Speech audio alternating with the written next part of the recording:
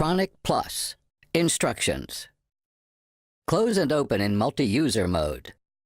Introduce a 4-digit code and press Enter.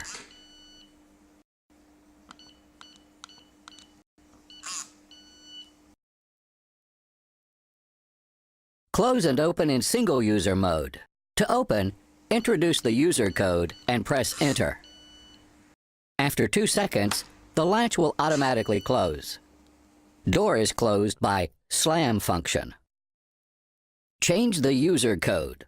Only for single user mode. Press Enter during 3 seconds. Introduce the current user code.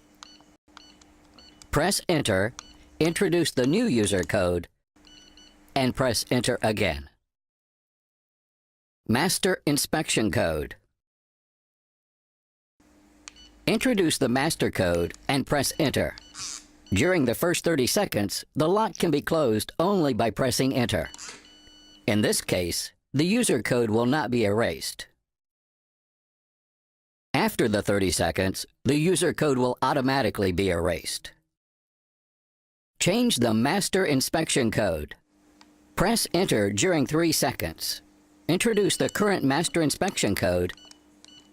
Press Enter, introduce the new master inspection code, and press Enter.